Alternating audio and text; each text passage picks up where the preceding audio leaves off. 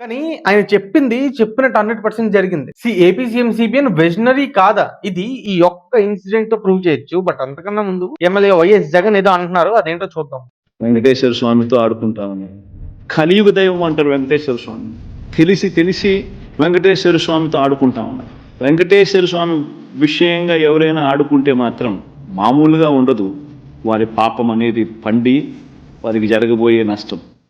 తిరుమల తిరుపతి గురించి మాట్లాడే అర్హత వైఎస్ జగన్ గారికి కానీ ఆయన పార్టీ వాళ్ళకి కానీ లేదు. తిరుమల లడ్డు ప్రసాదం అండ్ అన్న ప్రసాదంలో క్వాలిటీ తగ్గిందన్న విషయం 19-24 తిరుమల వెళ్లిన ప్రతి సామాన్యుడికి తెలిసిన మాట. కేవలం ప్రసాదం క్వాలిటీయే కాదు, ప్రసాదం డిస్ట్రిబ్యూషన్ అవ్వచ్చు, క్యూ లైన్స్ నుంచి దర్శనం వరకు, టికెట్ బుకింగ్ నుంచి మండు టెండ్లో కవర్లు కట్టుకుని నించోవడం వరకు ప్రతి సామాన్యుడికి గత 5 ఏళ్లు ఎలా పాలన నడిచిందని తెలుసు. పాలిటీషియన్స్ అంటే గవర్నెన్స్ లోకి వస్తే కరప్షన్ చేస్తారనేది ప్రజలకు తెలుసు. కానీ కొన్ని విషయాల్లో పాలిటీషియన్స్ చాలా పద్ధతిగా ఉంటారు. ఆఖరికి హుండీ డబ్బులు చోరీ చేయడంలో పరకామణి చోరీలో కూడా వెనకడుగు వేయలేదు. అఫ్ కోర్స్ ఇప్పుడు ఆ న్యూస్ బయటకు వచ్చింది కాబట్టి ఇటు ఏపీ గవర్నమెంట్ అది వైసీపీ వాళ్ళు చేశారని క్లెయిమ్ చేయొచ్చు, అండ్ వైసీపీ వాళ్ళు అతనికి లోకేష్ కి ఏదైనా లింక్ ఉందని కూడా ప్రొజెక్ట్ చేయొచ్చు. కానీ ఇది ఎవరి రెజ్యూమ్ లో జరిగింది, ఎవరి రెజ్యూమ్ లో న్యూస్ బయటికి రాలేదు, ఎవరి రెజ్యూమ్ లో లోక్ అదాలత్ లో రాజీ చేయించారన్న విషయం ప్రజలు గమనిస్తారు. ఈ మధ్య పోక జగన్మోహన్ రెడ్డి పోయినట్ట 2 నిమిషాలు జగన్ చూసి బయటికి పోయిన తర్వాత ఆ మంగమ్మ అడిగిందంటే,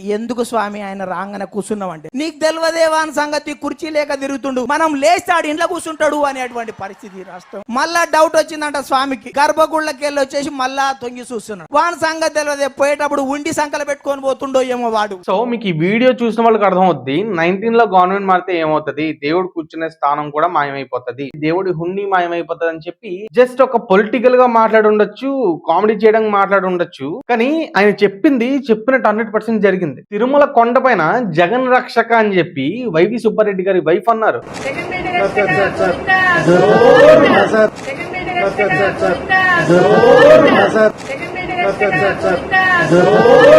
పరకామణి చోరీ జరిగింది, ఘీలో అడల్టరేషన్ చేశారు, ప్రసాదం వెళ్ళిన భక్తులకి లేకుండా చేశారు. సో అఫ్ కోర్స్ నేను ఒప్పుకుంటా, ఈ గవర్నెన్స్ కావచ్చు, అడ్మినిస్ట్రేషన్ కావచ్చు, ఇన్వెస్ట్మెంట్స్ తేడంలో కావచ్చు సిబిఎన్ విజనరీ అని అనుకుందాం. కానీ జస్ట్ ఒక పొలిటీషియన్ గవర్నమెంట్ మారితే తిరుమల పరిస్థితి ఏమవుతుంది అని అరౌండ్ 2017 లోనే చెప్పారు. సో 19 లో సిబిఎన్ అండ్ టీం ఓడిపోవడానికి ప్రధాన కారణం చేసిన డెవలప్మెంట్ కావచ్చు, వెల్ఫేర్ కావచ్చు, ప్రజల్లోకి తీసుకెళ్లలేకపోవడం. ఒకవేళ అప్పుడే కనుక గెలుచుంటే కనీసం తిరుమల శాంక్టిటీ దెబ్బ పడకుండా ఉండేదేమో, హుండీ డబ్బులు చోరీ అవ్వకుండా ఉండేదేమో, ప్రసాదం క్వాలిటీ తగ్గకుండా ఉండేదేమో.